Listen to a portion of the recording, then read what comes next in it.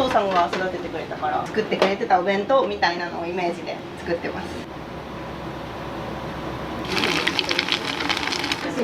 それ単体で何個でもいけるぐらい。こ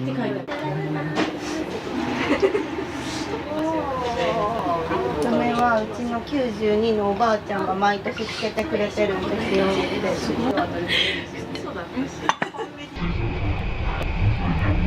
雰囲気もすごく良くて、こう本当に仕事で病んでしまう、救われた瞬間があったんですよ。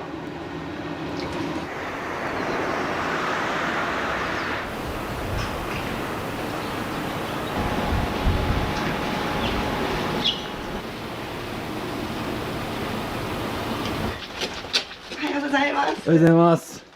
それ何持ってるんですか今？これは買ってきた材料です。はい、よいしょ。はい、どうぞ。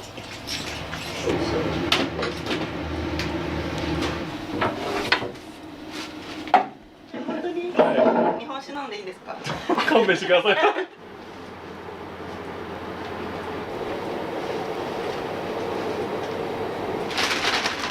こに餌をあげます。なんか尾道はみんなで猫を可愛がってて、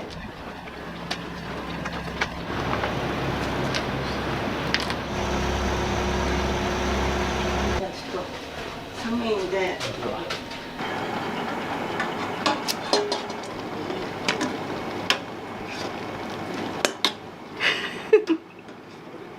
そ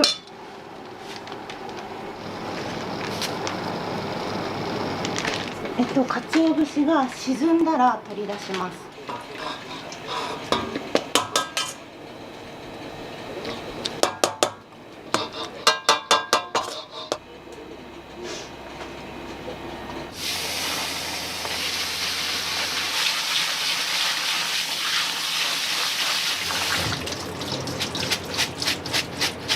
あるんでお弁当も作っていきます。水素水でお米を炊くようにしてます。水素が流れてるっていう合図でなんか音楽が鳴るんですけど、なぜかアンパンマンなんですよ。アンパンマンは OK なんです。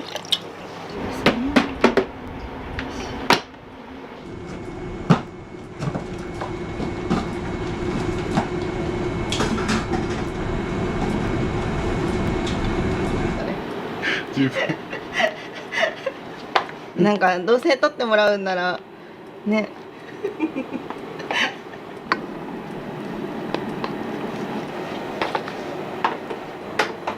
よいしょ。なんか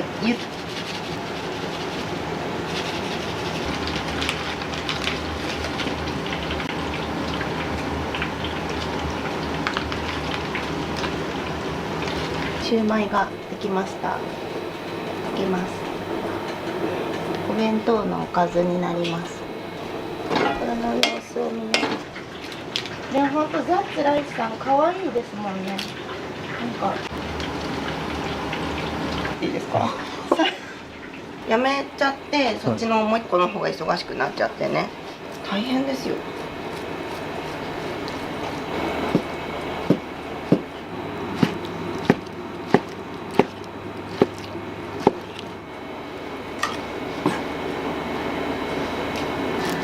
味を染み込みやすくするためにしてるんですけど、結構お客さんになんか褒めてもらえて、丁寧に入ってるって、でもこれなんですっていう。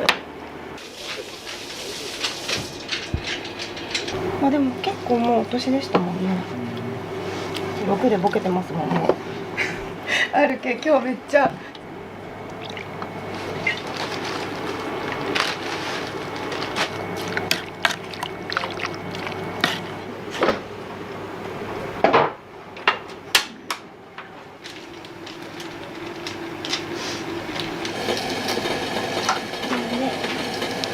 やっぱもうないですね。どんどん新しく若いお母さん出てくるんで。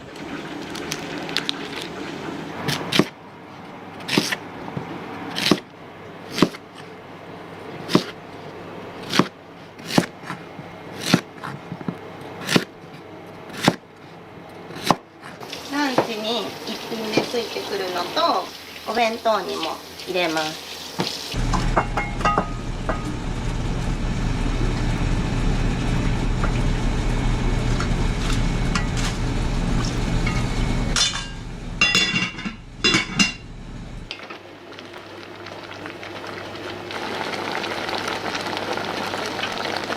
大学芋ができました。大学芋も揚げずに作るんですよ。カロリーとか。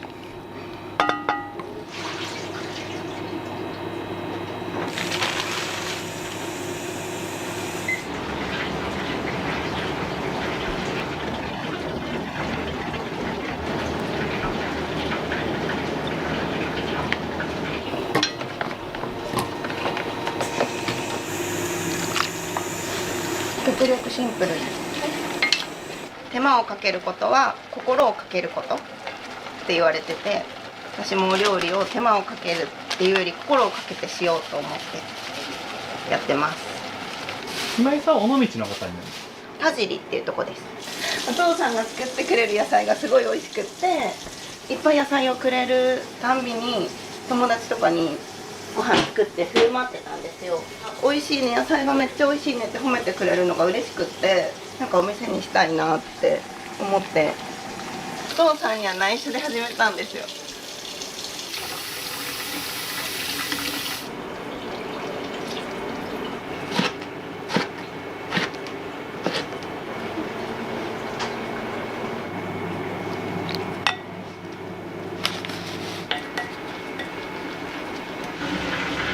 いいなぁ。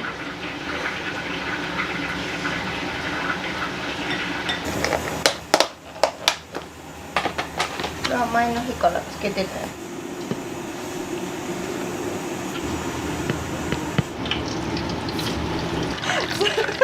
その世代なんですけど、でも今は。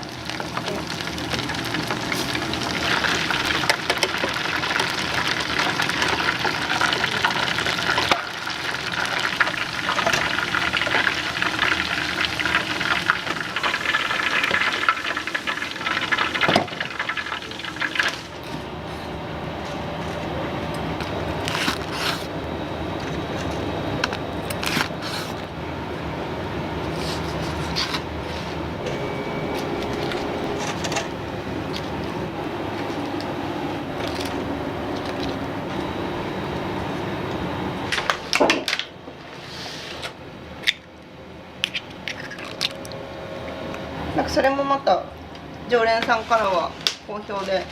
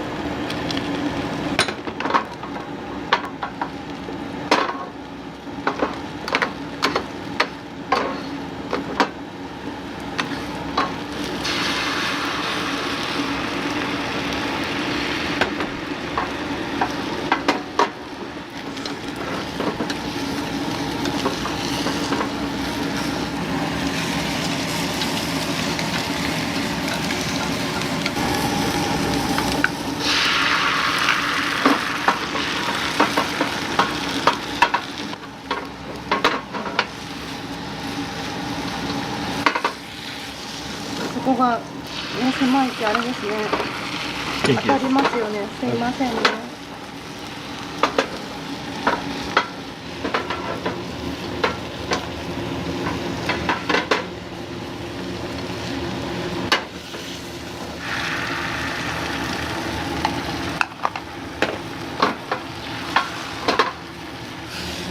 よいしょ。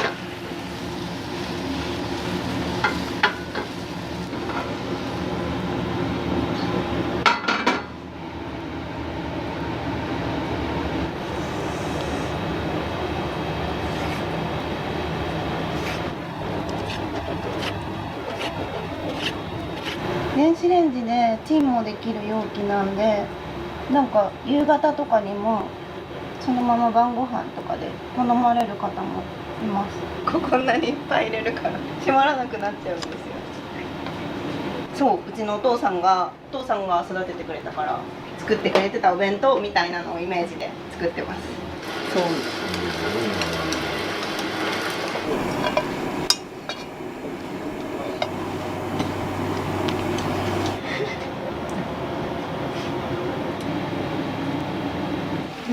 ありがとうございます。結構よしよし。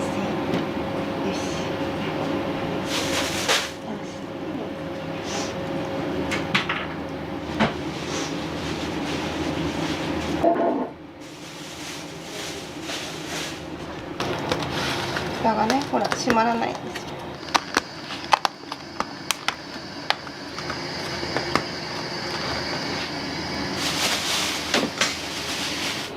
さっきお話しされてる間にもうおでんの出汁もできました。もうそれ皆さんと一緒ですね。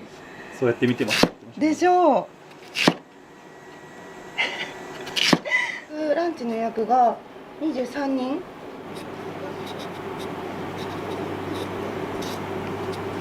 36歳です。はい。帰ったら子供がまたご飯作ったら美味しいって喜んでくれるれいちゃんです。ちっちゃいおかみ、若おかみって言われて。大学卒業するときに結婚して、はい、子供が生まれて、友達が保険屋で働いてて、その子がなんかケーキバイキングがあるからケーキに釣られて行ったら保険屋で働きませんかっていう勧誘だったんですよ。子育てをしている自分からするとすごくかっこいい存在に見える。働きたいってなったんですよ。そのね、保険屋さんに就職しました。思いそうですね。確かに。しっかり味を染み込ますためにまず圧力鍋で火を通していきます。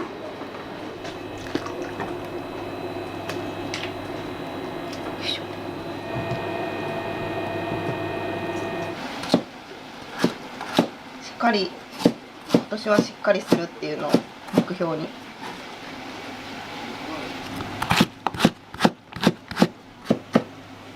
もう一個レンコン切りますね。お昼も夜も予約してる、インスタか電話から。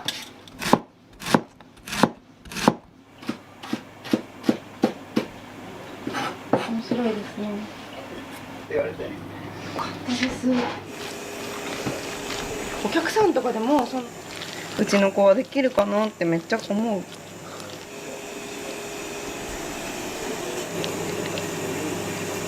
出るんでめっちゃありがたいです。あえて打ちっぱなしみたいにしてるのはこだわりですか？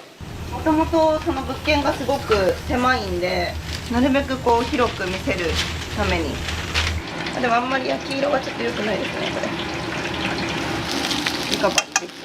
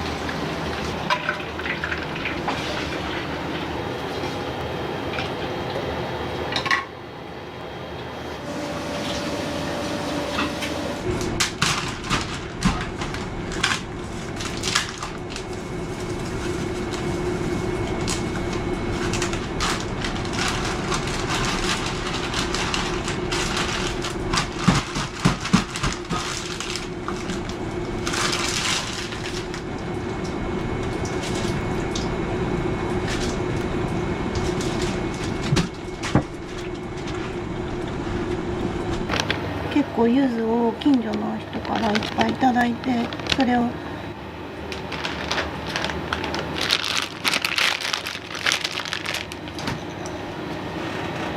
なんか一応このお店のなんか売りががんもどきなんですよ。実りの売りにしようって思って豆腐だから揚げ物だけどしっかり満足感あるのに罪悪感があんまりない。お肉も入ってないし、揚げたてを手作りの食べるってなかなか機会がないかなって思って、あ、でもなんとなくわかります。私借金してますもん。そうなんですよ。なんかね、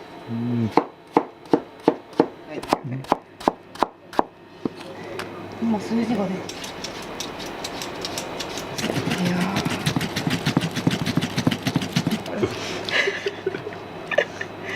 だから岡大様々なんですよ。食文化とかで、私もその栄養士になりたいなって思って。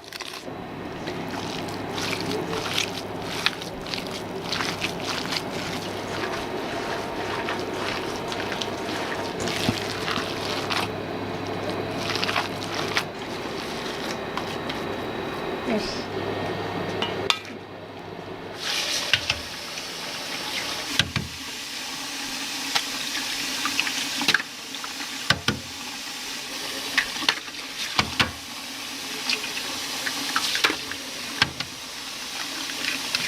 6個だけ。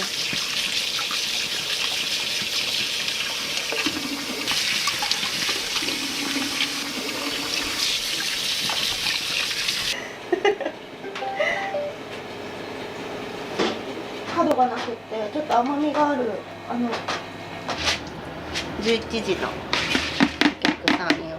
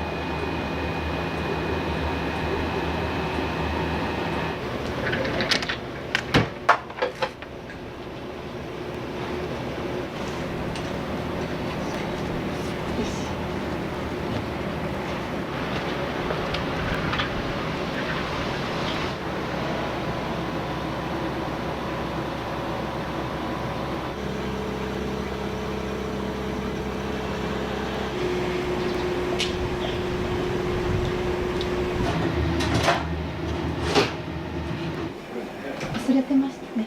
今日何回か尾道蔵さんの本と尾道食前酢に出しているお酢です。ラーメンはがっつりこうちゃん。中国地方では珍しい豚骨カレーです。麺は北海道小麦 100% です。お腹いっぱいになるラーメンを作りたいと私は思ってます。ラーメンはがっつりこうちゃん。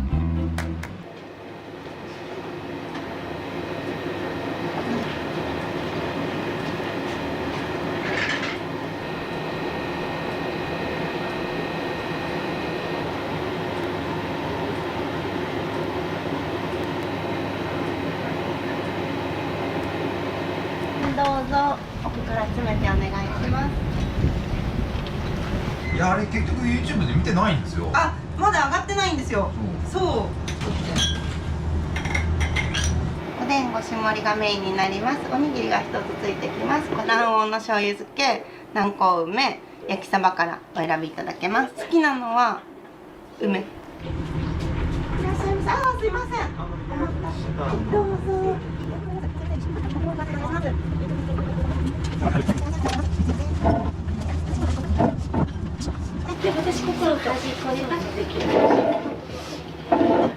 ちら食前のお酢になります。イチジクのお酢で、これから食べるものの血糖値の上昇を穏やかにしてくれる効果がございます。卵黄と、はい、マコームとはい、スッキリで私が歌いましょうか。いらっしゃいませ。11時のお客様。はい、どうぞ。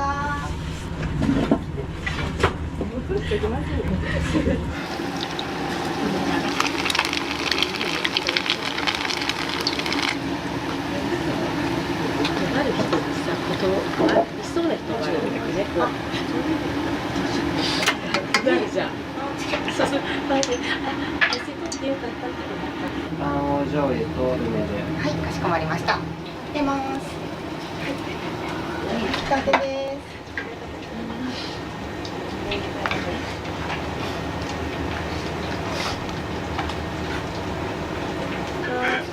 なんかいつも出てるんですよ。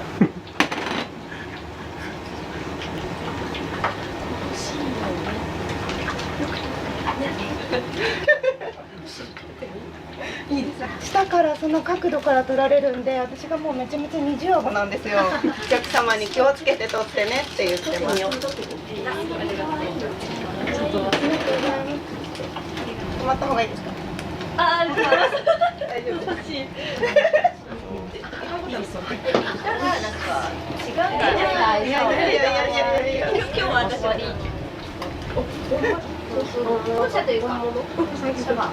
内容がイラってしたっけ？重いです。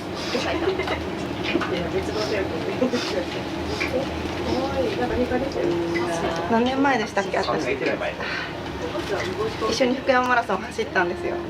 もう君が制限時間内に間に合わないからリタイアしろって言われて。足切りがあるんですよ。そうなんです。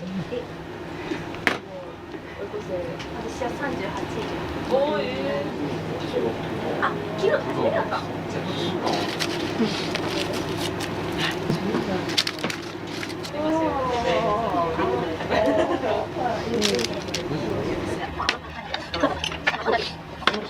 これのさ、これのそうなんじゃ。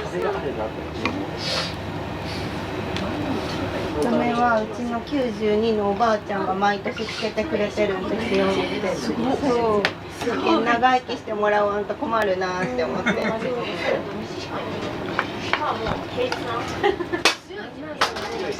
ちょっと。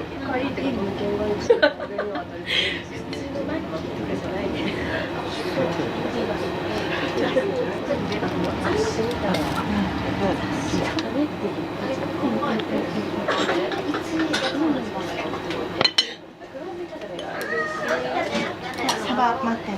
すいません。団子のお客様、お待たせしました。前から失礼いたします。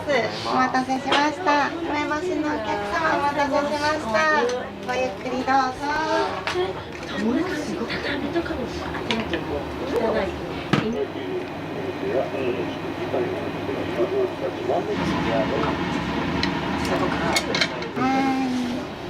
はい、すいません。お待たせしました。ありがとうござい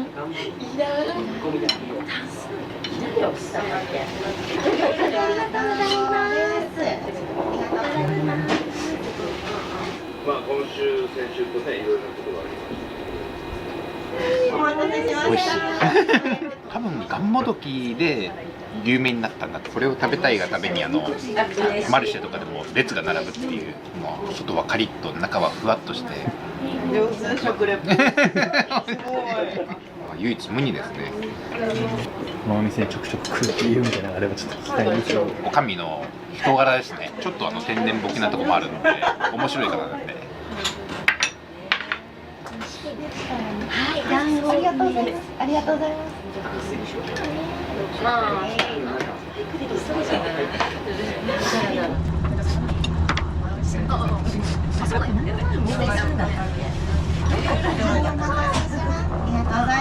せん。お待たせしました。ごゆっくりどうぞ。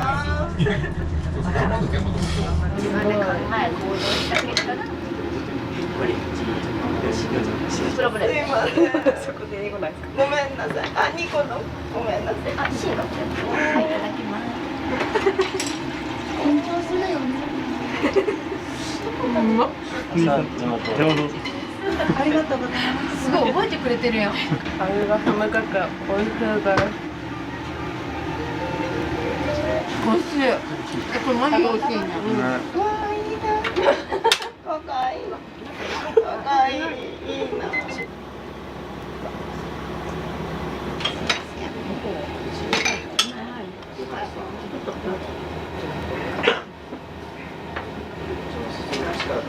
1個だけでいい。なんていうの？こっちの茶色い方がすやすやですね。ありがとうございます。はい。なったらすぐに言ってもらおう。すさっきの頼みました。僕はすやすやガンモがめちゃめちゃうまいです。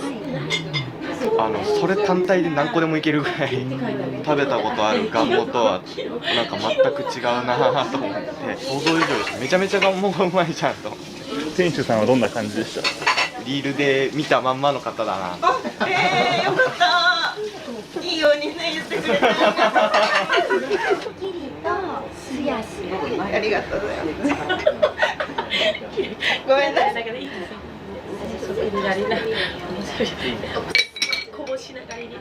ここに来たかったんですずっと、ね、TikTok で見て私もす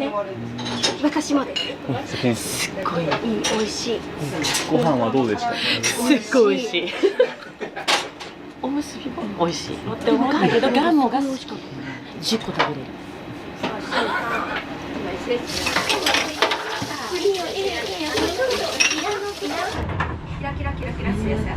ありがとうございます。覚えやすい。お客さん優しいんですよね。いいとこですよね、このお店の。す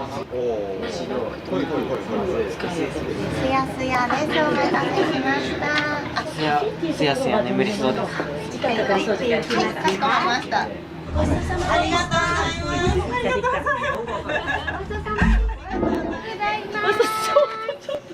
す。見ます。うどんそうだから岡山。ありがとうございます。ありがとうございます。カフェに行こうかな。カフェでまったりしていこうかなって思います楽しんでください。はい、ありがとうございました。失礼します。ありがとうございます。あ、今からお仕事ですか？そうなんです。12時のお客様。お弁当はよく頼まれるんですか？初めてですね。今日は2時半から仕事なんで何時までお仕事です10時までです。そうですね。これ食べて頑張ります。晩ご飯ですね。ありがとうございました。はい。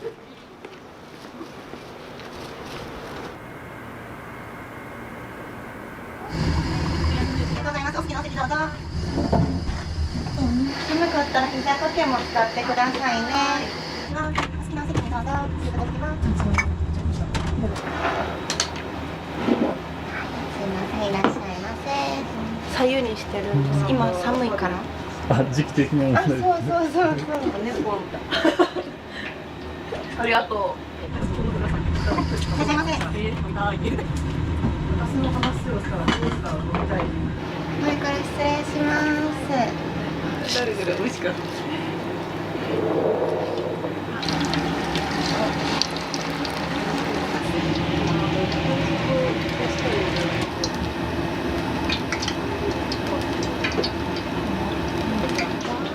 止まった方がいいですか？動いててもいいですか？ありがとうございます。メリってなんでこんなに顔が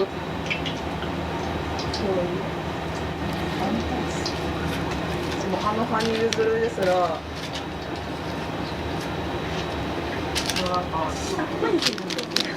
いや、あれがどうにかしようとするが見ちゃう。お互いめちゃくちゃなこと言ってる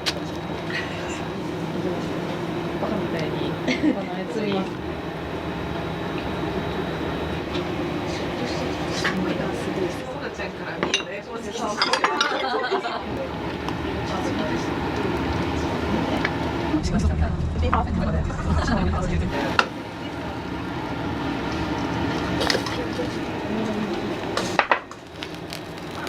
でもさ、大木さんの時から本当に一番背高いじゃん。私の中で何か概念がこうされたりすいません、前から失礼いたします。お待たせしました。お待たせしました。ごゆっくりどうぞ。まだ飲まないとね、休館日にあります。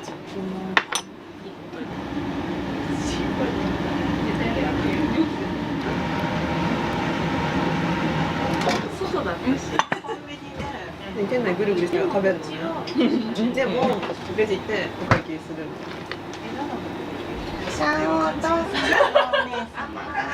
それを名付けられた少年。いや文字が漢字が下文字。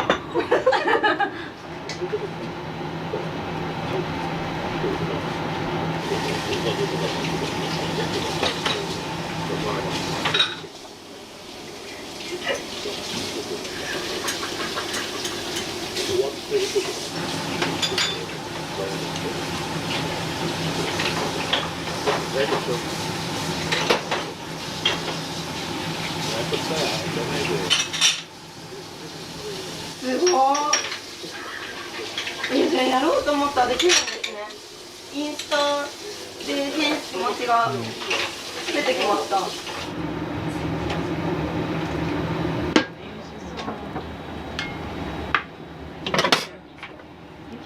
穏やかに過ごす。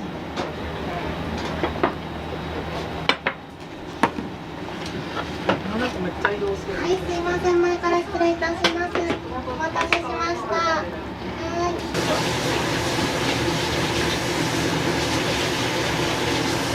作風は最高です。お仕事中です。すごくいいです。なんか夜の土曜日とかもされてるみたいなので、ちょっと今度家族で来ようかなみたいな。スッキリにはローズマリーが入ってて、独特のすっきりした香りをお楽しみください。目の疲れ、肩こりに効果がございます。晴れ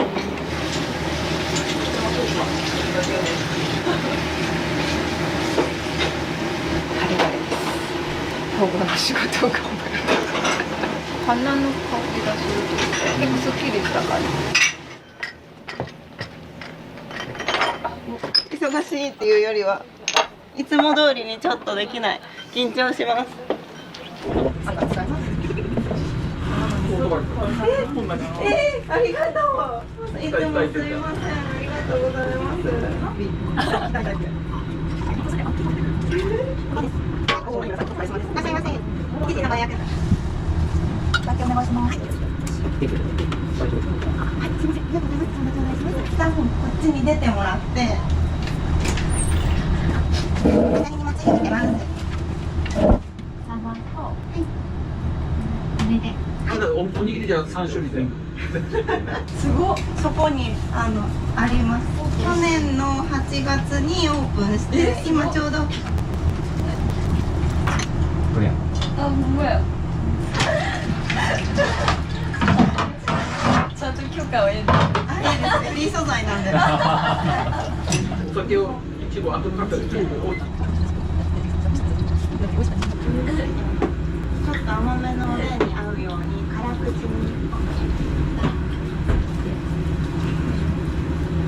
しかも2人でやってるんですか？あ、そうなんです。すごい。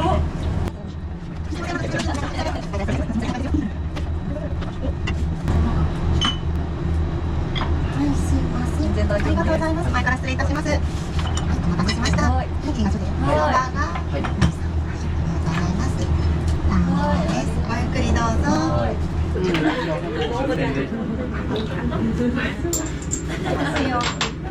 すごいいいカメラですね。ありがとう。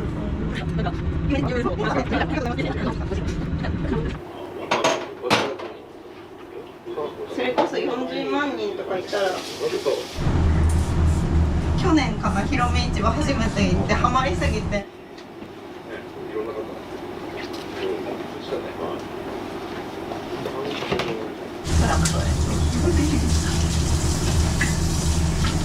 キラキラ。ありがとうございます。お二人分一緒に入れさせてもらってます。2、3杯飲めると思います。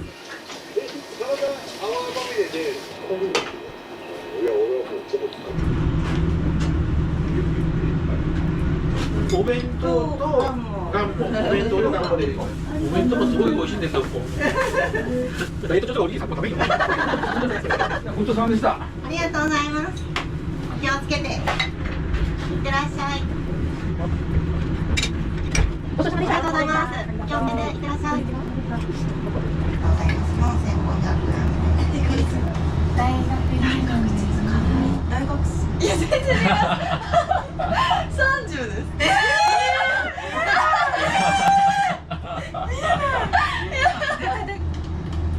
はい、ちょうど頂戴します。段差お気をつけて。ありがとうございます。いってらっしゃい。インスタで見てきました。めっちゃ優しくて明るい。おにぎり。めちゃくちゃ美味しかったです。ちょっと尾道観光しようかなっていう感じです。楽しんでください。はい、ありがとうございます。ありがとうございます。はい、ありがとうござ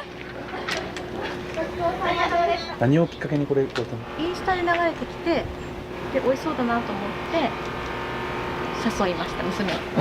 美味しかったし、なんか雰囲気もすごく良くて楽しく、すごい明るい方でお話も楽しかった。頼まれた料理の中で美味しかったものとかってあったり？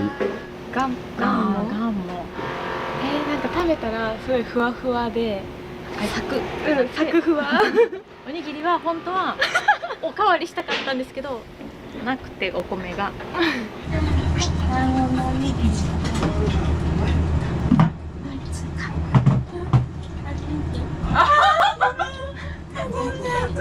今度またチャレンジリベンジしようって。アイスもなかったくて帰ります。じゃあ楽しんでください。はい、ありがとうございます。すいません。失礼します。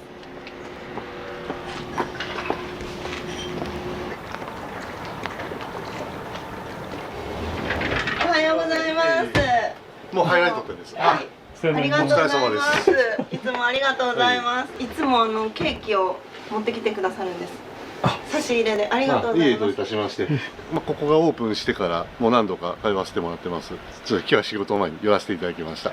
やはり料理も美味しいんですけれども、やはりおかみさんの人柄の良さっていうのがすごく料理も伝わってて、そういった料理になってると思います。ここの代名詞みたいなのが卵黄のおにぎり。最後に今井さんの人柄をちょっと聞きたいんですけど。いやもう笑顔が素敵な、すごくもういわゆるもう美人おかみっていうね、他のお客様にもね好まれているというのはすごく伝わってくると思います。本当は今日ここを撮影されるっていうのは知ってたっていうか教えていただいたんですけれども来れなくて、いやもしよろしければ夜の実りもぜひ撮影に来ていただければと思います。帰ってご飯作ります。終わりです。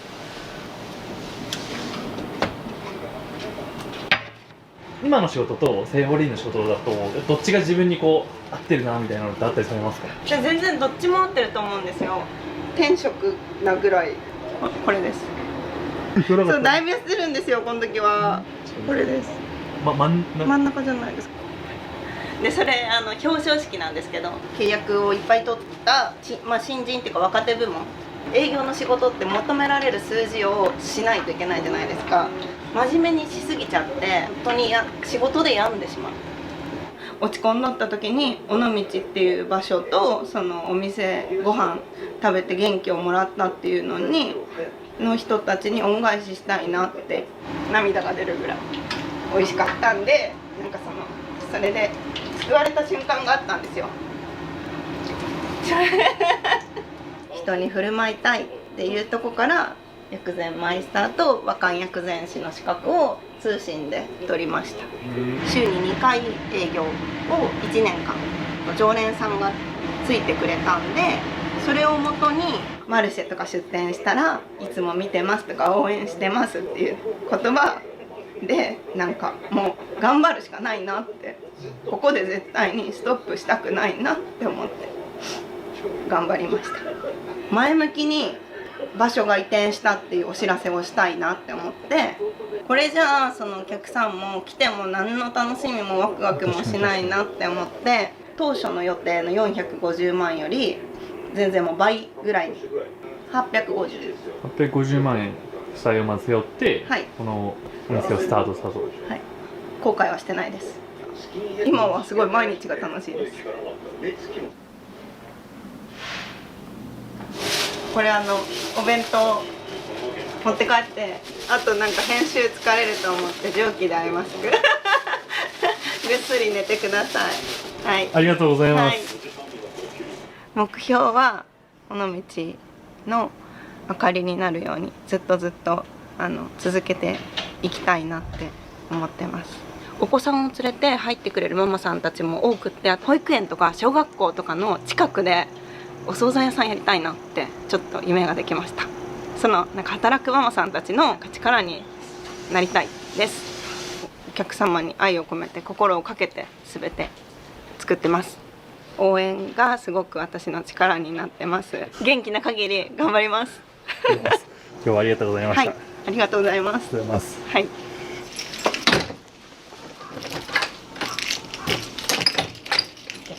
ありがとうございました。お疲れ様でした。お疲れ様です。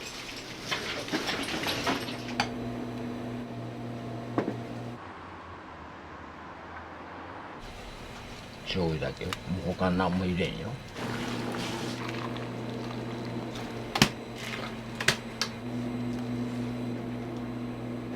この辛さがやめられんかな。一番うまい。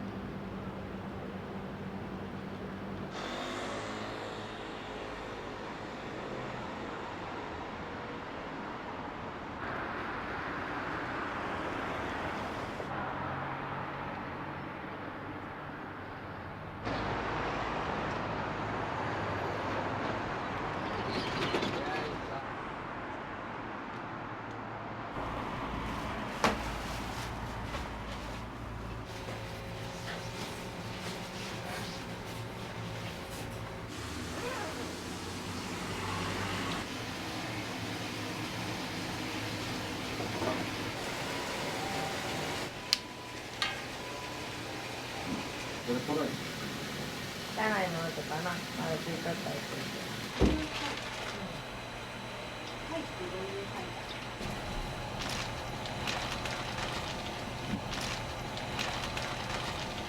今とももだけ骨抜いたと。今日は肉がまあまあいい。それはどういうとこ見たらわかるんですかね。大きさや。大きさと油がある。大きさは今日も時期のタコ。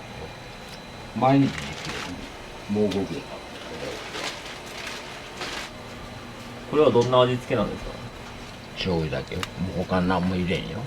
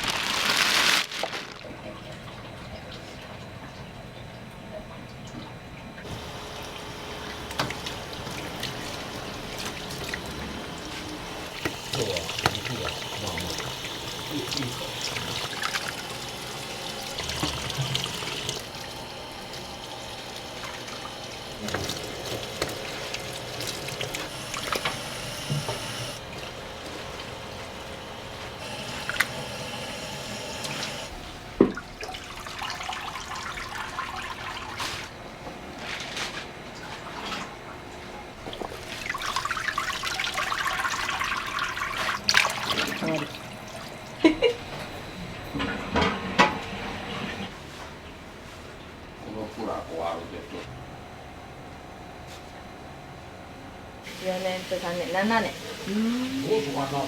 そうで。休みの日に土日とか手伝いに行ったとかから始まって仕事辞めてここでバイト。真ん中が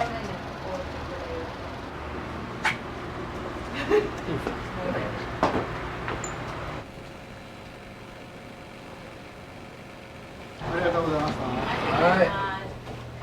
マルチ言ったらこの麺言ったら笠岡ラーメン。この麺はもう小麦の匂いがようする。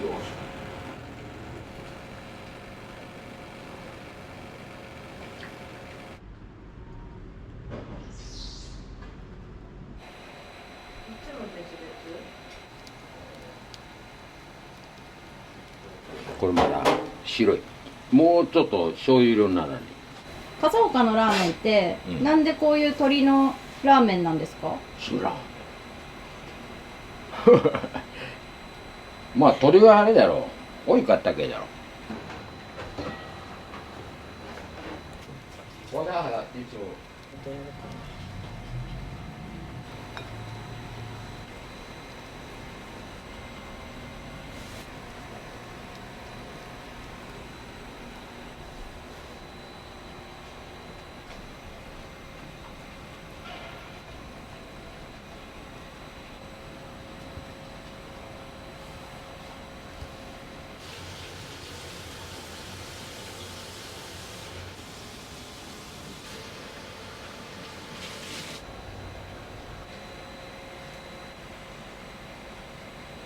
肉じゃん。うまかったらスカスカじ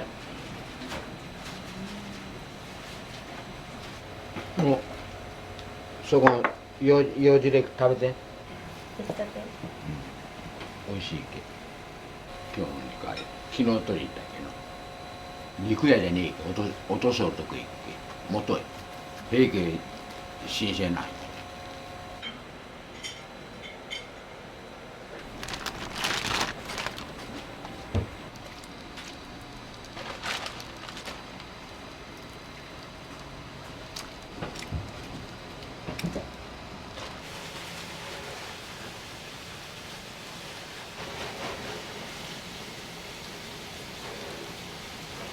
何歳の時からこのお店やられてるんですか？これ49今年で69になる20年。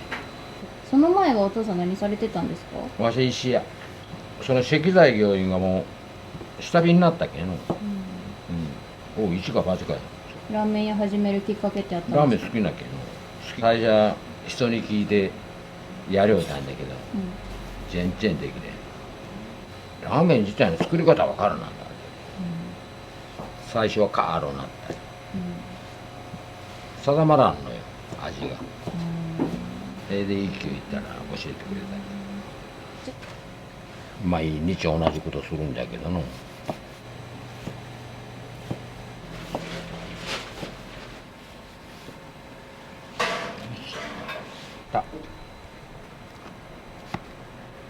これで富士山こしらえるけど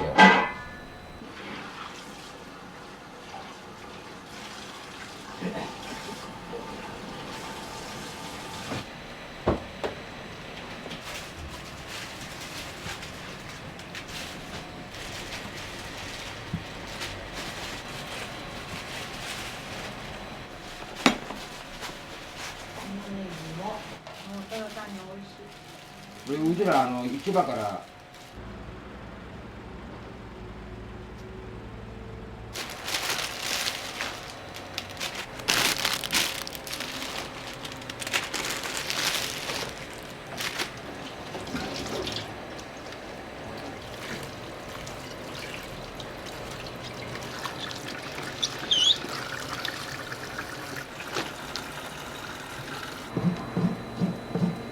適当や。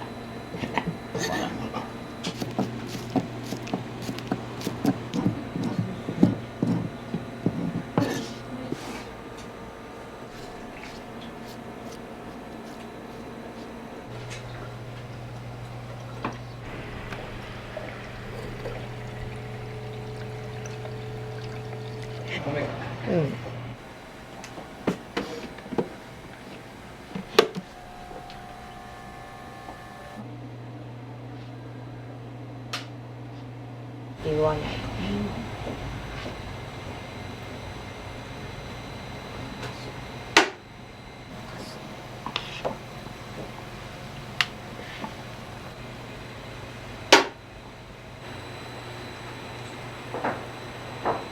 美味しいマジでおはよう。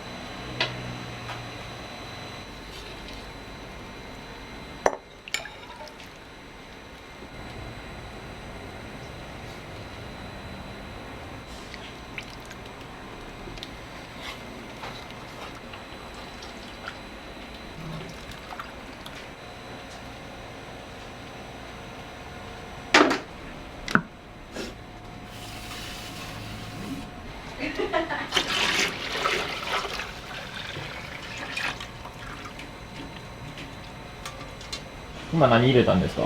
タレじょ。キノコ入れて。こっからが難しい。タイミングがある。それで味がみんな違うんだよ。それが分からんけ味にばらつきがある。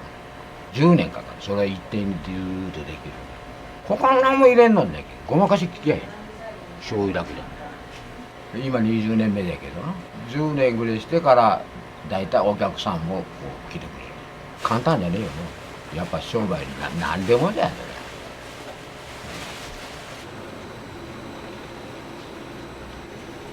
それでこう見ると分かるまんかな。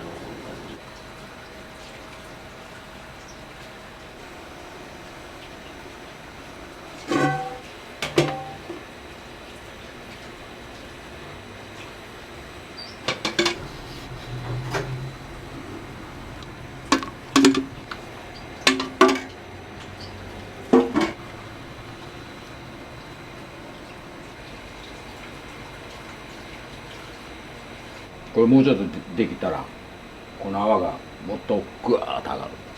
そんなあげてくれで誰が言うんじゃ。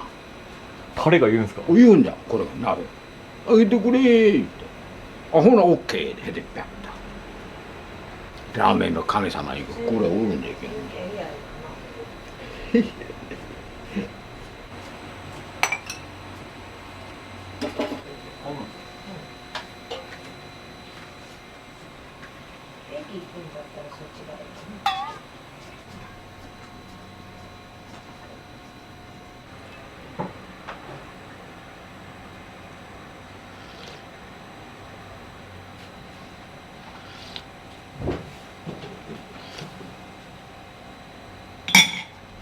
あげてくれ来てみ聞こえるけ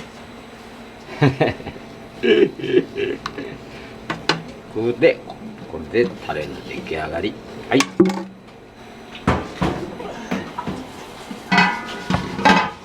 れは何？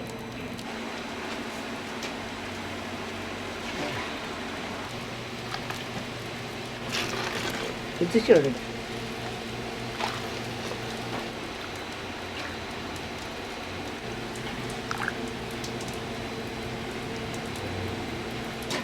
行くよ。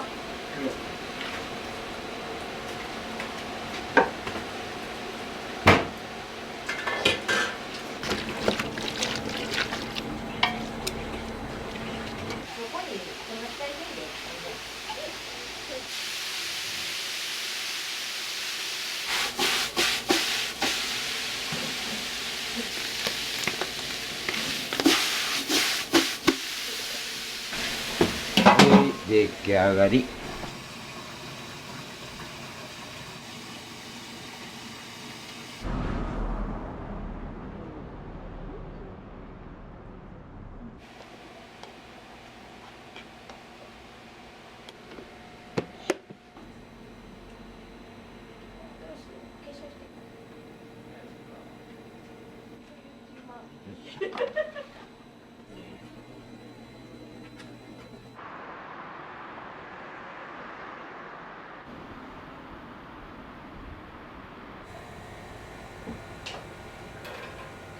きれいね。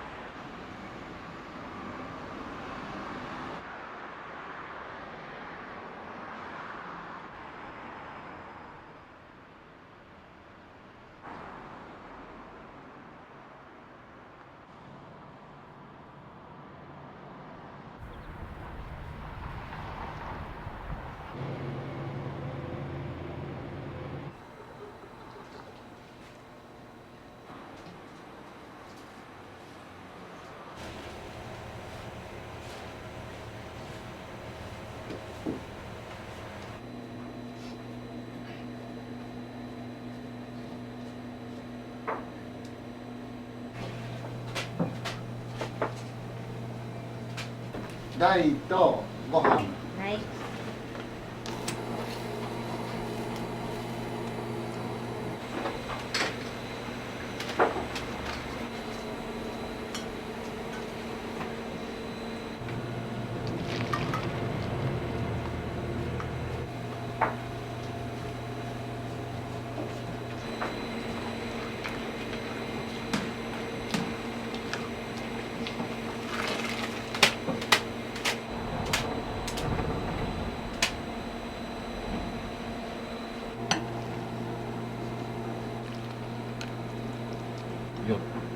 4つ。うん。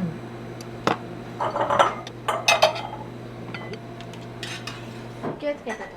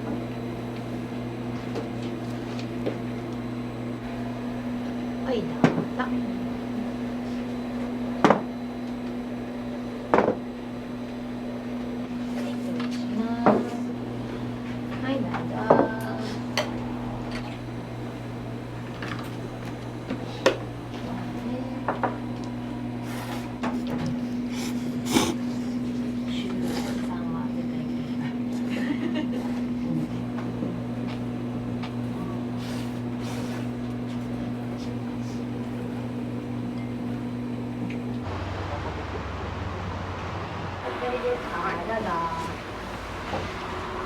ちらでこれ大盛り2つ3つ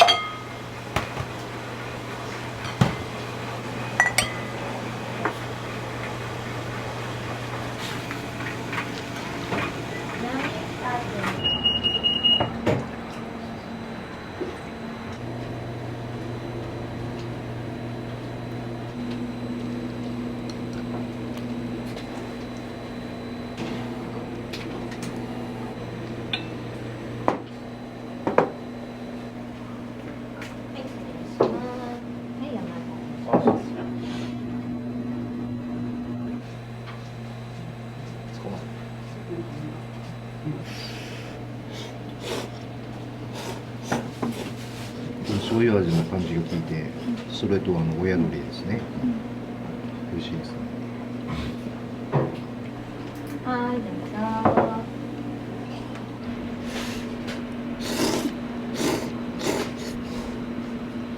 2回目です。はい。また来たいと思いますし。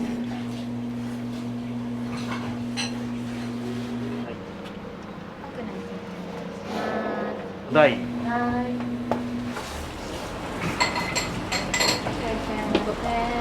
そば大と何？はい。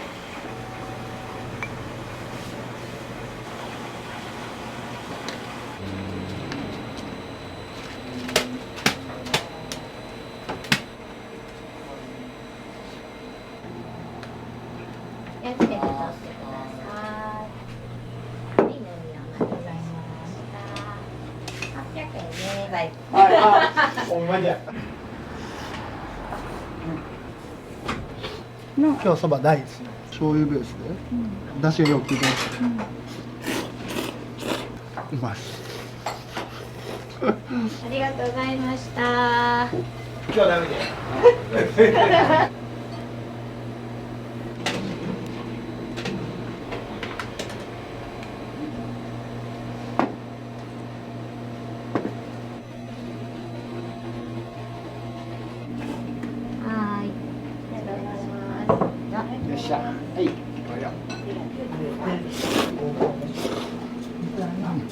毎週食ってます。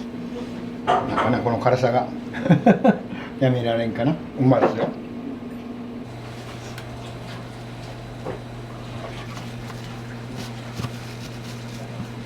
はい、いただきます。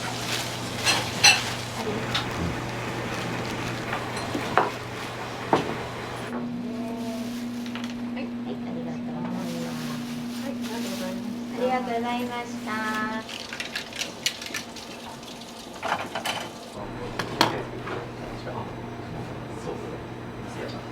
ごちそうさまでした。ありがとう。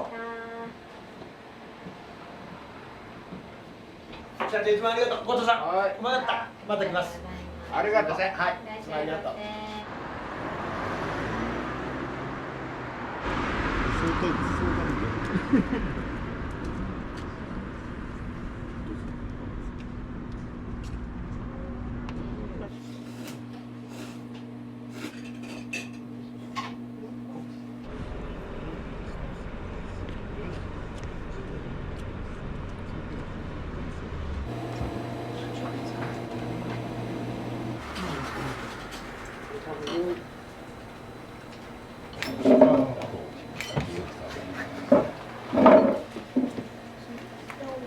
2つで。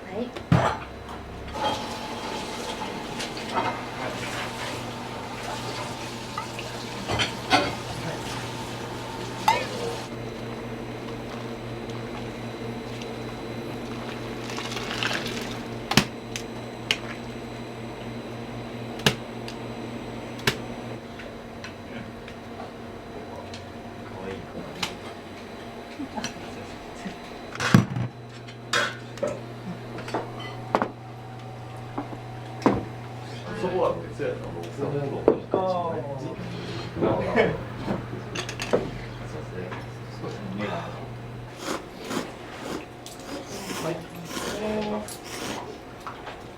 チャーシュー美味しいですね。細切れなんですけど、なんか食べやすくて逆に大きいのよりめっちちゃ美味しいです。ありがとうございました。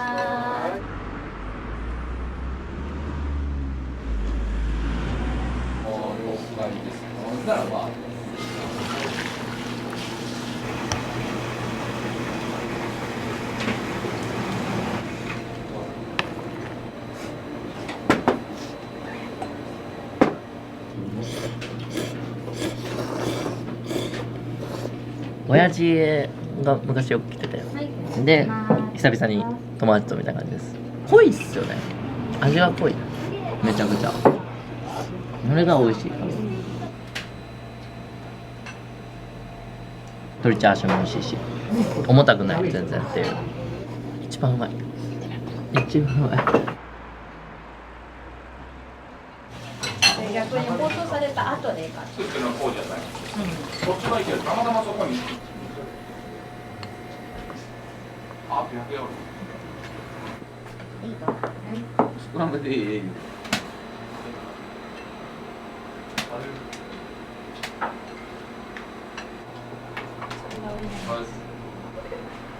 はい、これ赤唐辛子のこっちのこれ美味しいよ。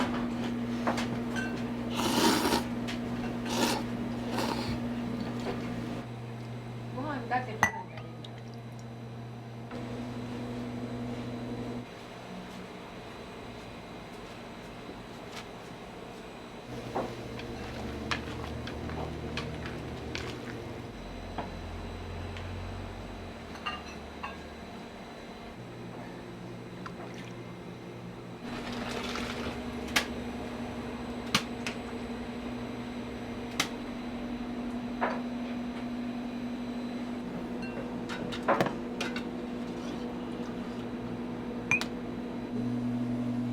いいんだ。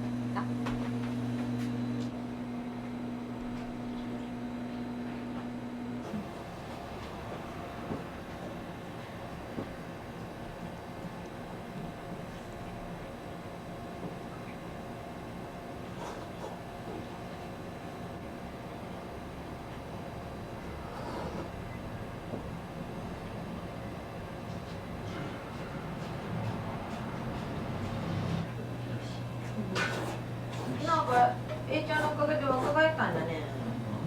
いいだろうな。え？いいよ。ここにいたっけ？行った。そうだと。あっちゃん。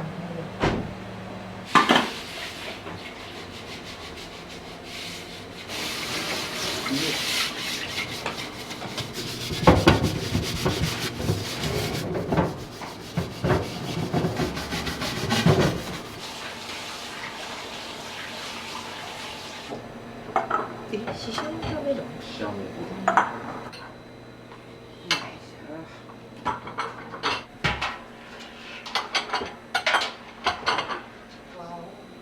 ああ、2月になったらね、69になる。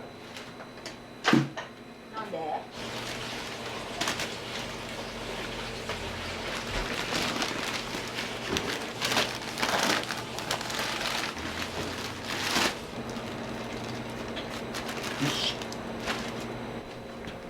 はい、終了。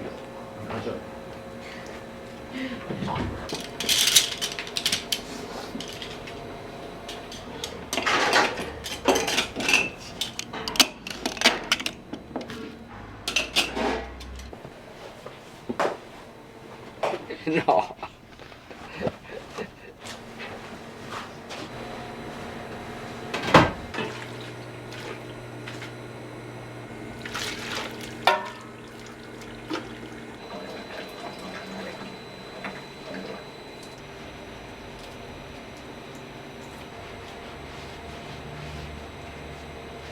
これもな、毎日せなやけん。お店始めた頃からずっとこうやって毎日やってるんですか？そうや。やったことはない。大ブスが言うても、ルクソはなくつけてあるという。ああ、今日もよだれよ、ふっとら。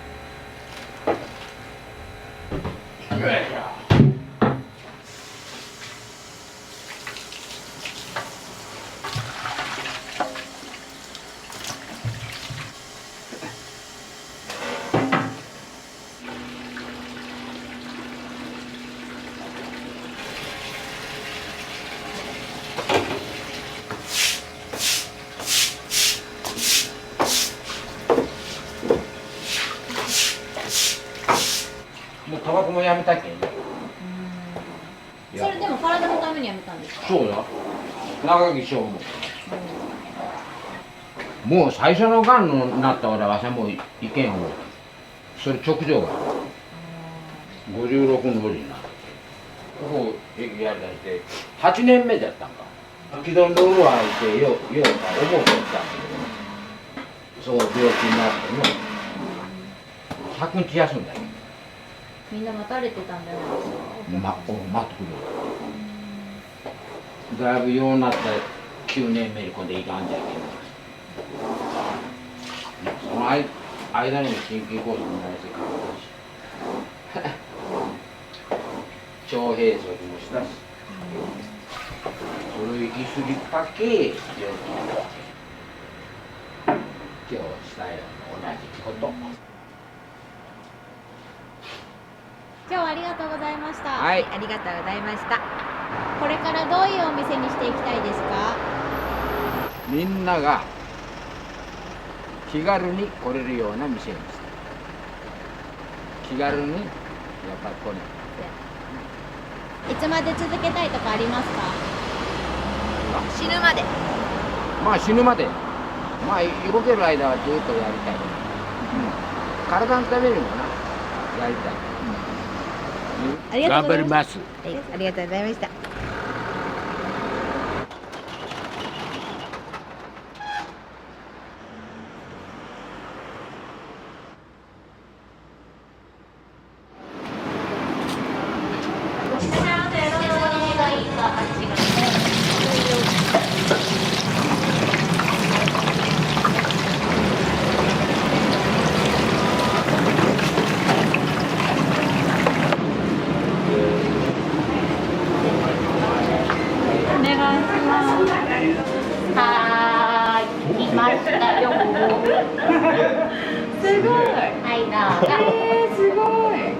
ここのごぼう天美味しいですね。広島で一番美味しい。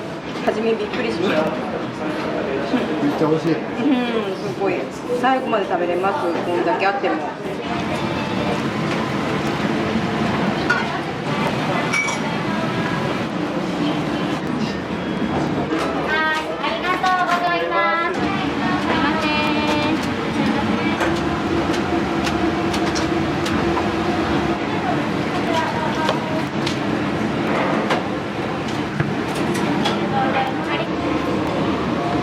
お願いします。はい。お願いします。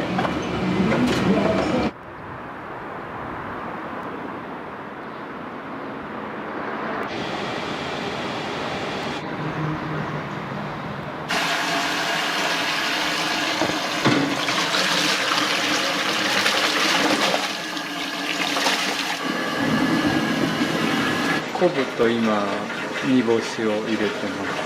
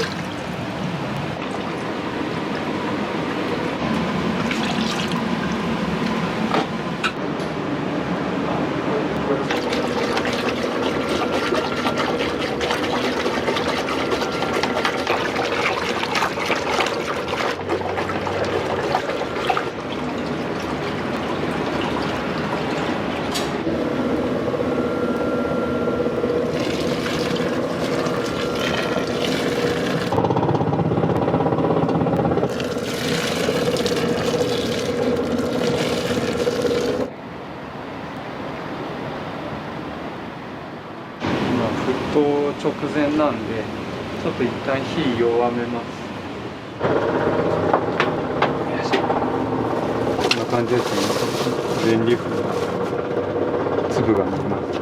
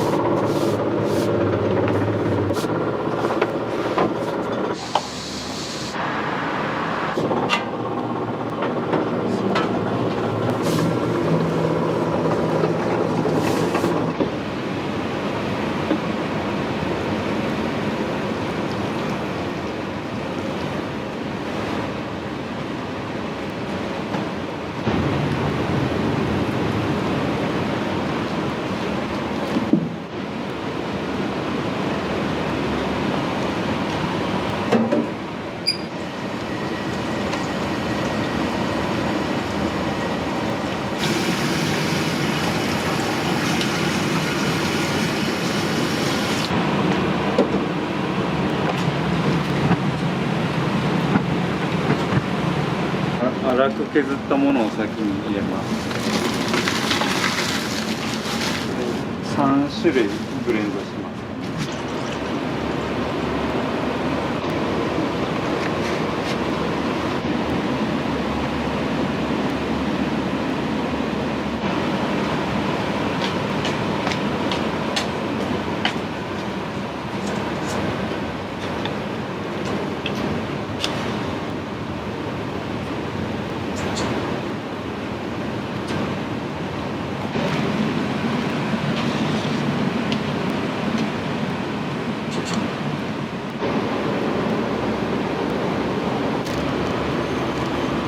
黄色いのじゃなくて白い方を入れるようにしてます。おはぎとか和菓子でよく使われるんですかね。上品さがあるような気がしますかね。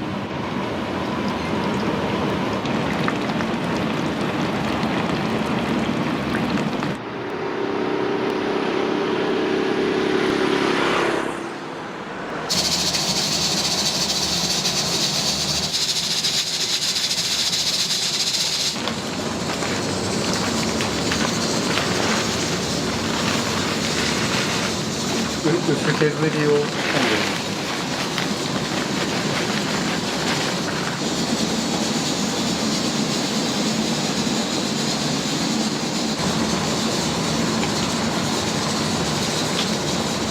本当に濃いかつおだしをお客さんに飲んでほしいなと思った時に薄削りだと炊いてすぐは美味しいんですけど時間が経つとどうしても風味がふわっと消えてしまうんです。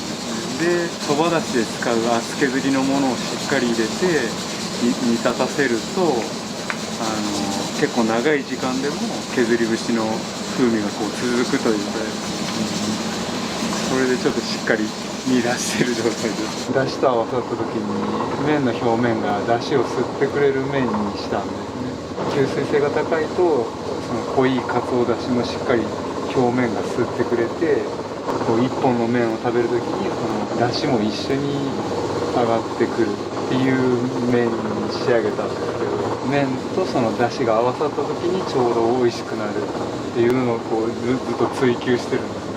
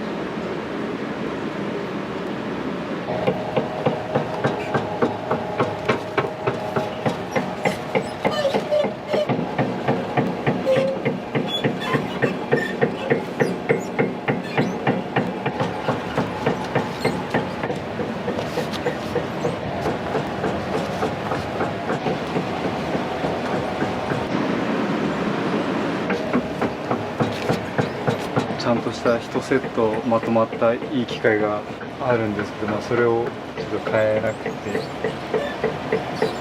であるものでどうにかできないかなって試行錯誤した状態で。よ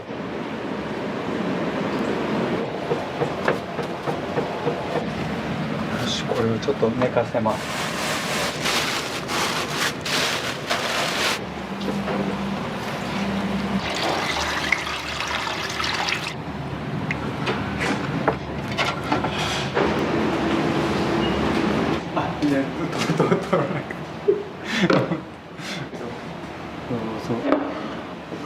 ありがとうございます。ただいま。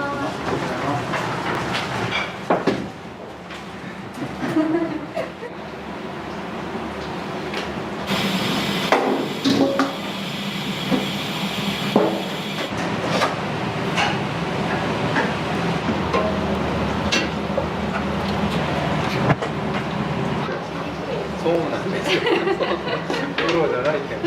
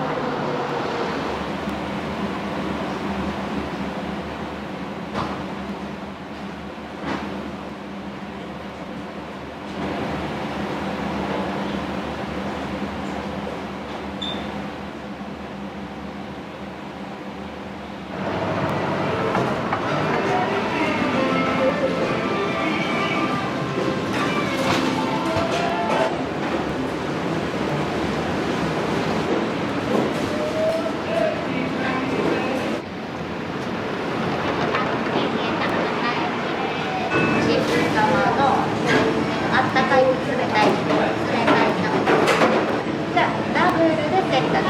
はい。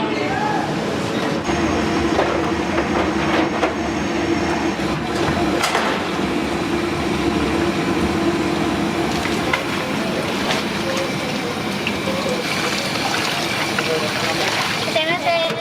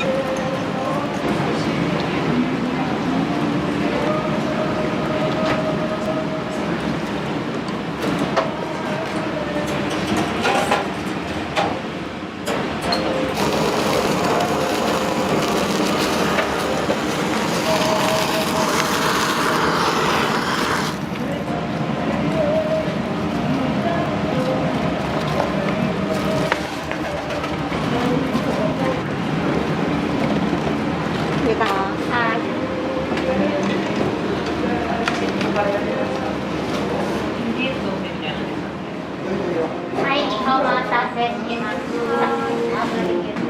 はい。どうぞ。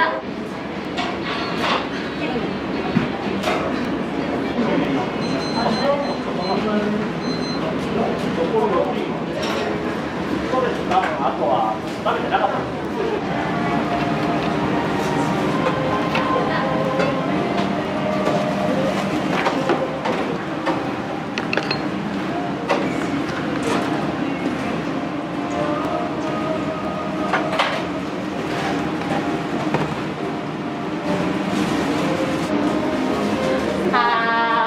来ましたよ。すごい。はい、どうぞ。すごい。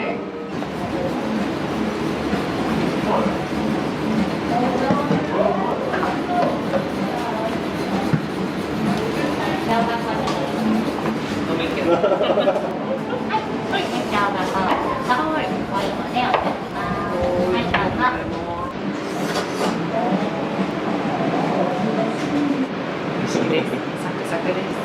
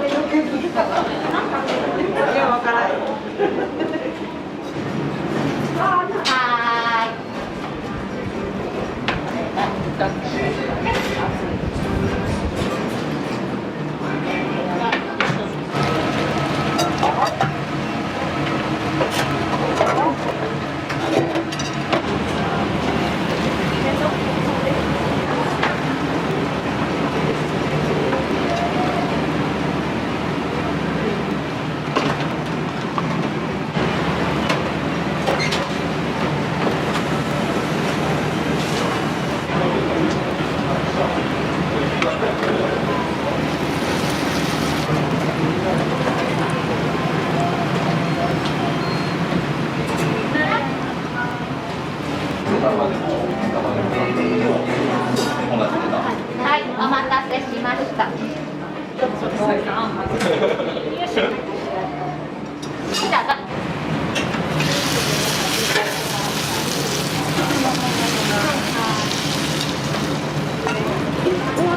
はいはい来ましたよ。まずいですもんね。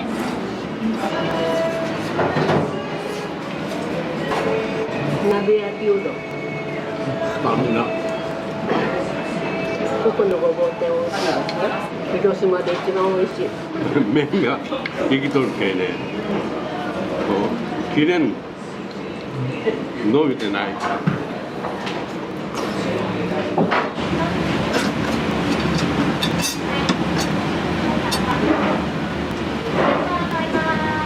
りがとうございます。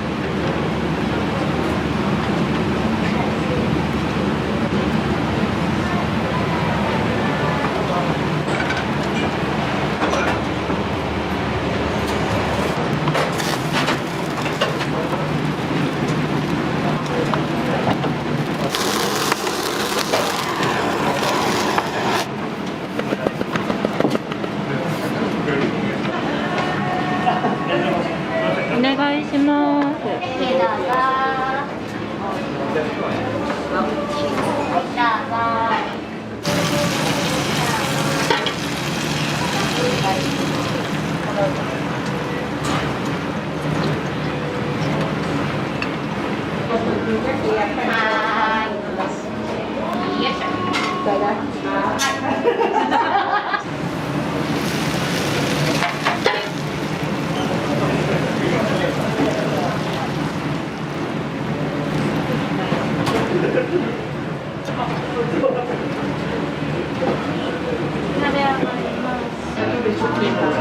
い。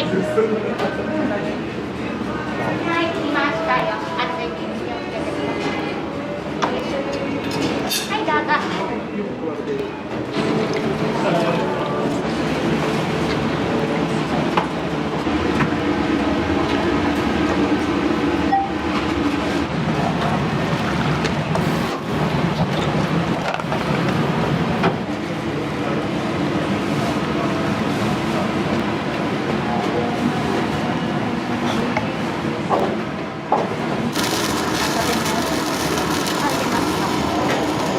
お願いします。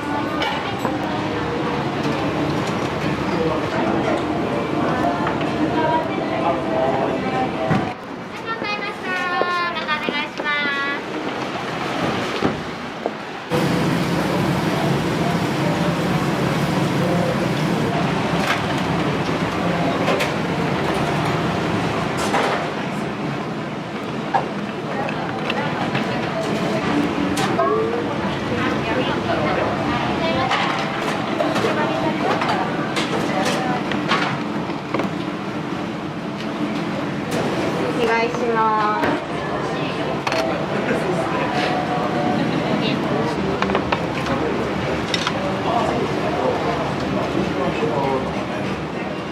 はい、揚げ餅と卵ですね。はい、どうぞ。麺が柔らかくて美味しいですね。食感がすごい好きです。何が美味しいですか？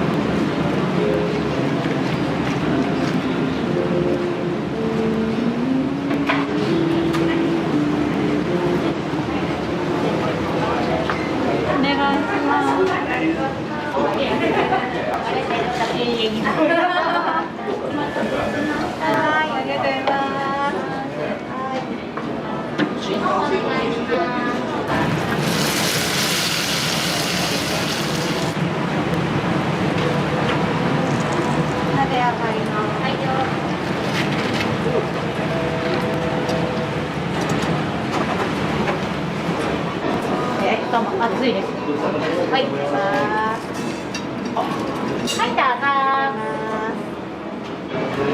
はい、生姜紅茶のね。はい、置いてきます。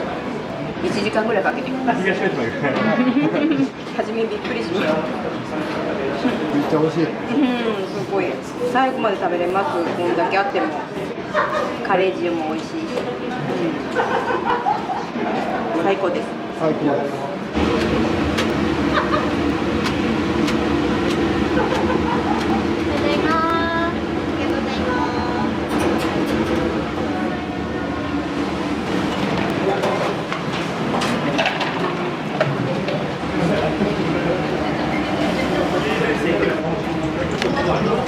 お願いします。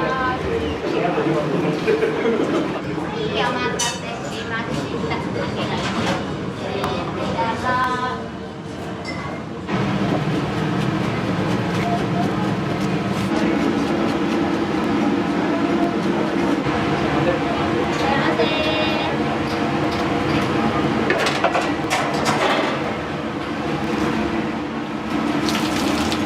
お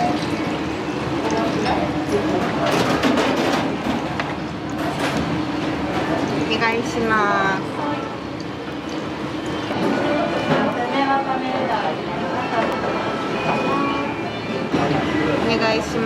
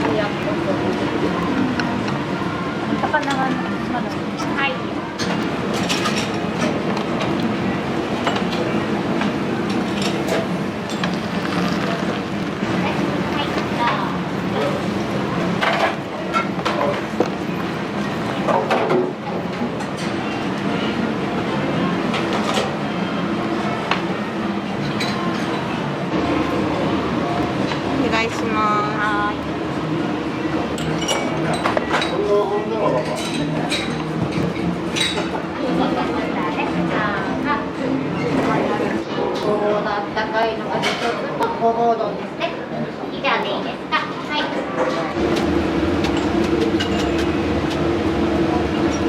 いらっしゃいませ。いらっしゃいませ。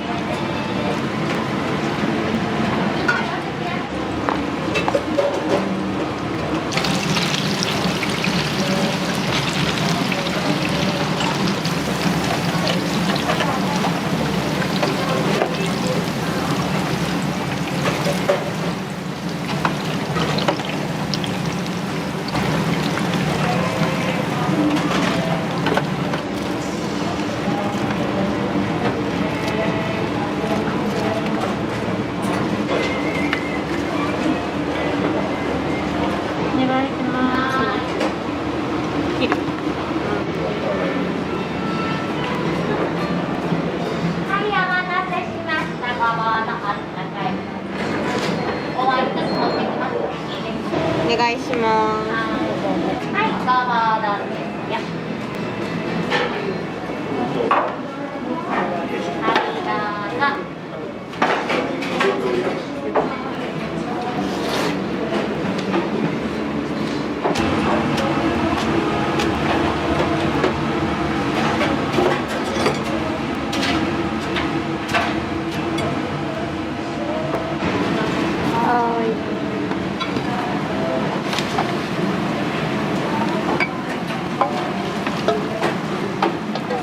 お願いします。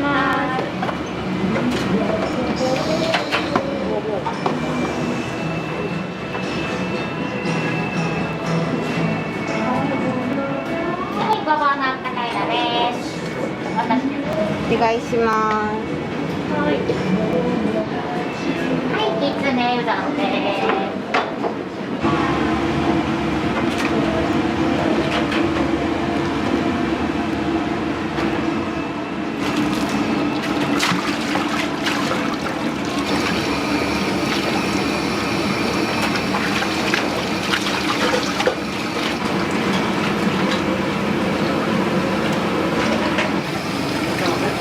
しゃいませ。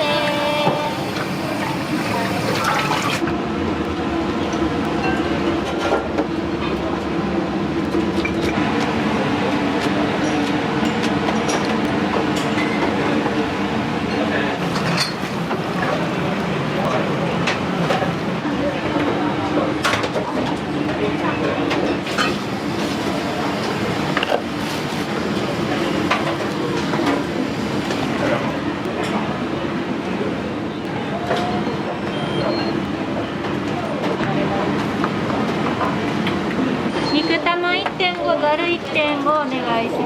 お願いします。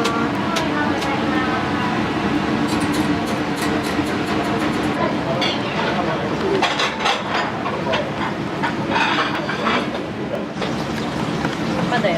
まだです。お願いします。テーブル3番さん。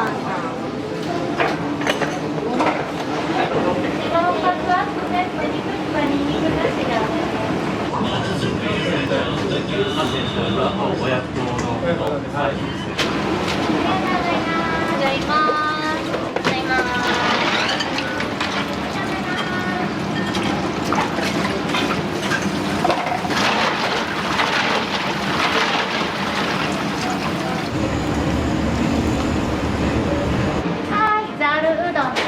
はい、うどん。ざる1.5だ。目が長いようでしたら切りながら召し上がって。ございます。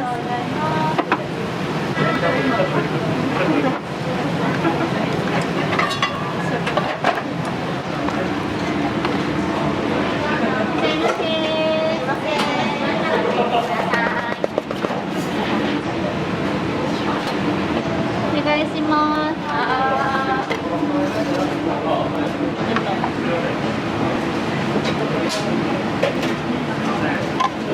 5番さん。お願いします。で、カウンター1番さん。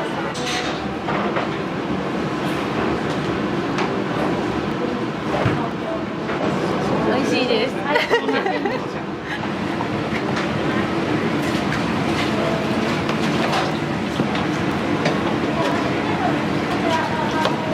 お願いします。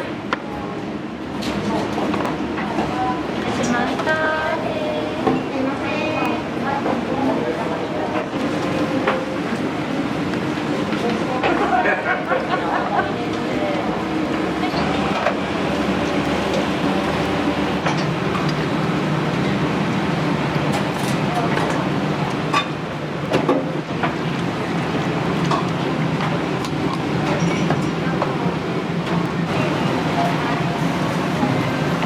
はい、お待たせしました。はい、どうぞ。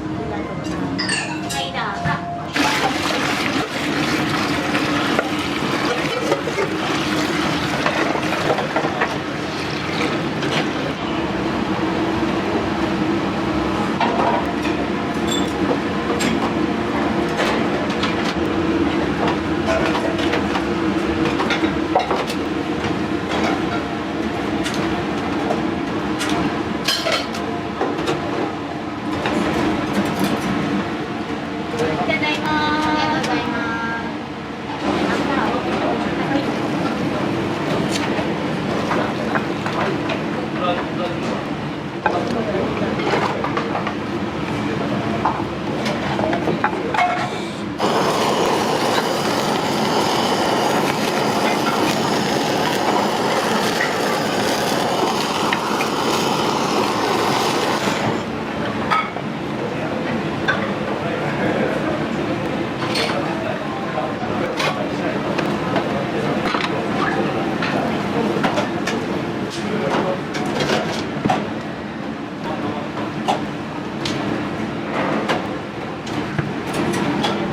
ありがとうございます。お願いします。ですが、店でいいですか？はい。2番さんです。はい。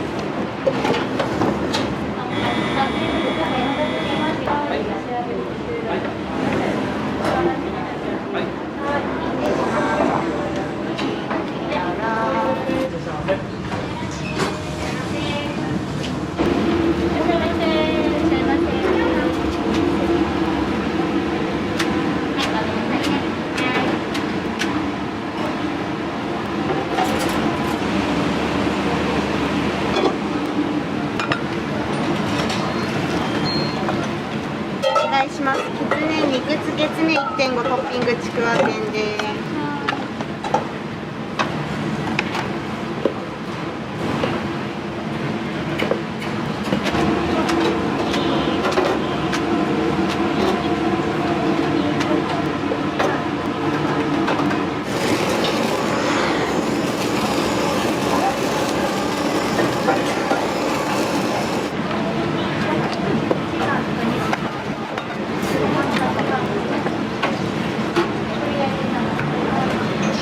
お願いします。はい。ありがとうございます。お願いします。あちら行きます。すいません。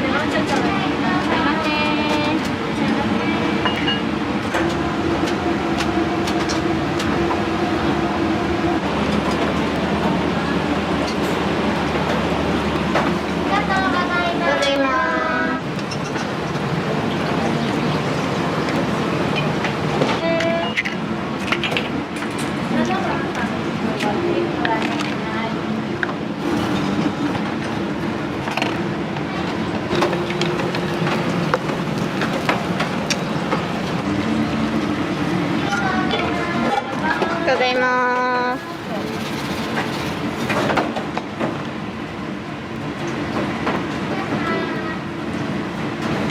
ありがとうございます。お願いします。あ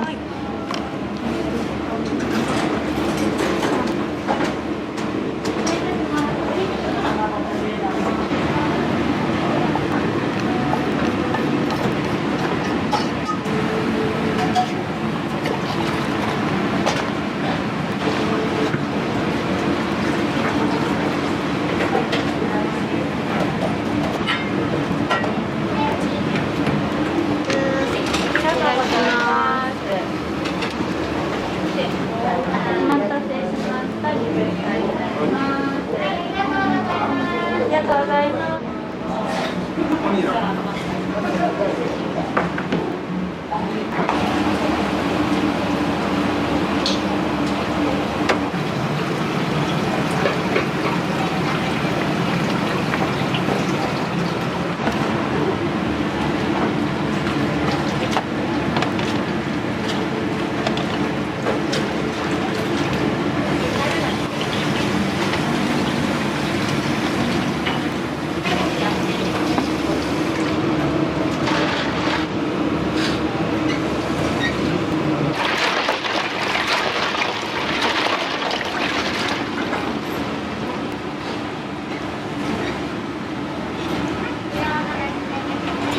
1.5ね。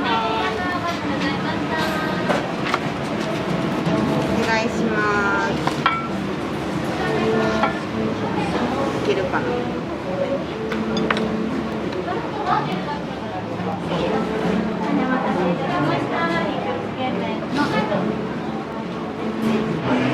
やる意味があるな。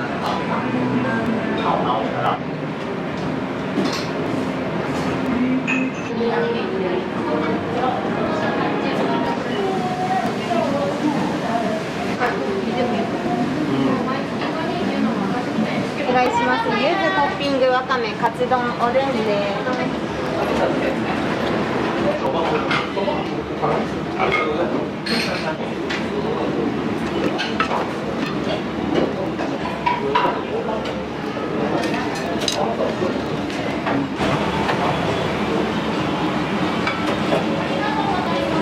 ございます。ありがとうございます。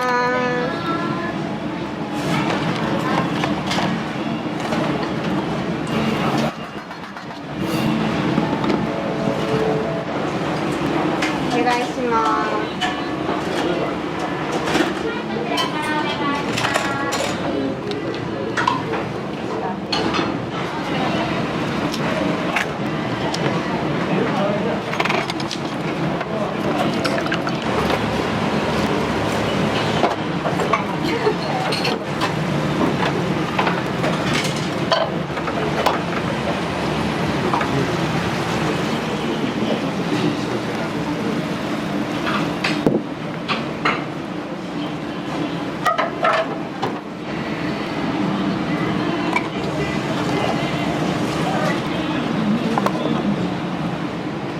お願いします。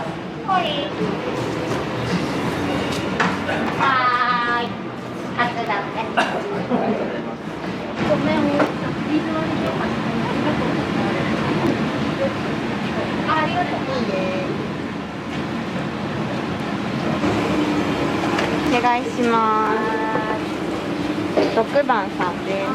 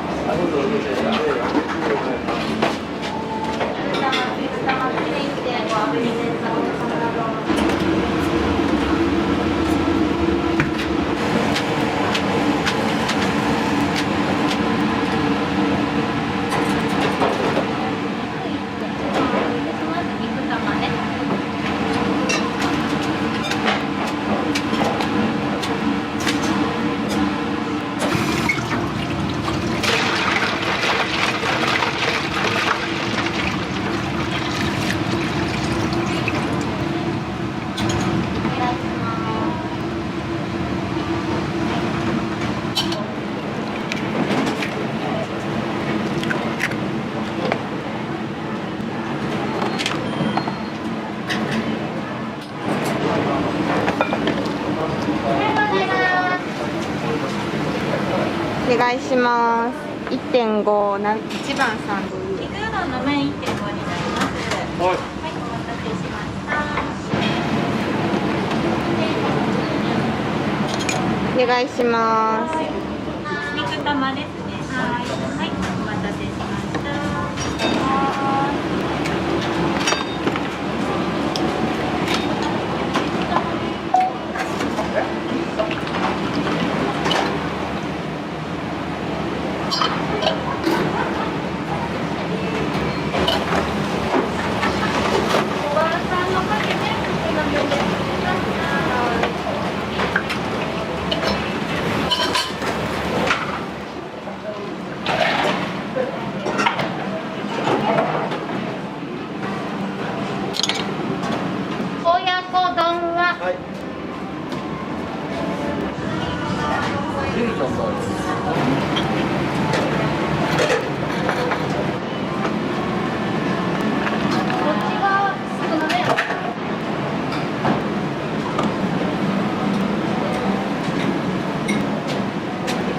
お願いします。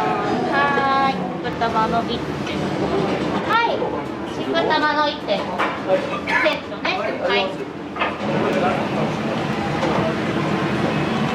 それでない、はい、待ってください。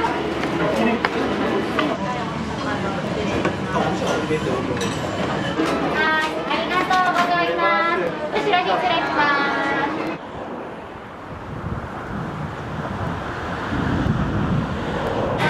ございます。ございました。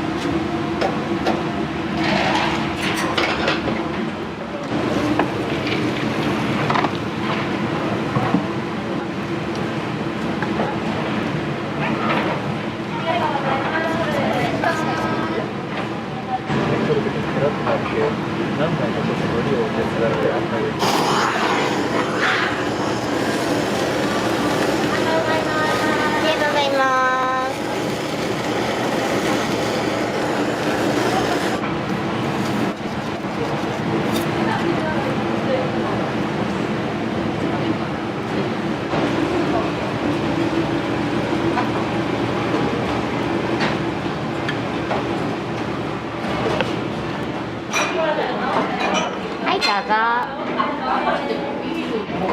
恥ずかしかったらこっちでもいい。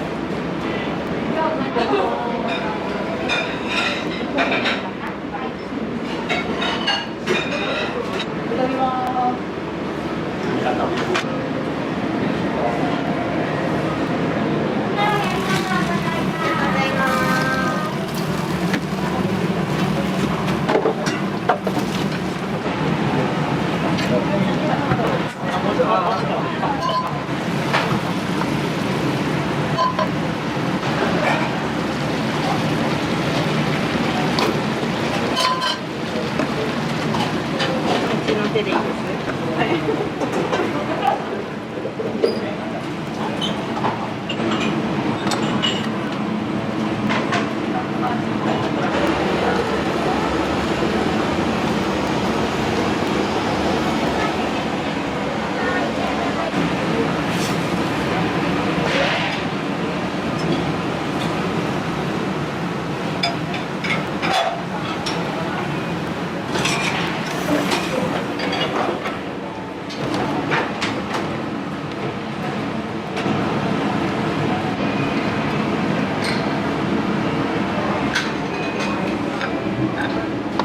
はい、お待たせしました。どうぞ。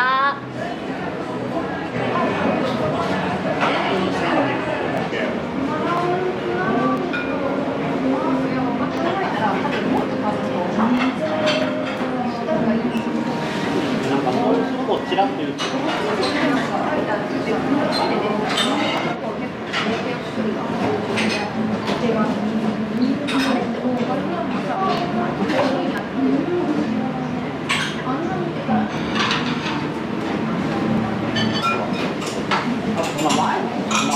ゆっくりしてください。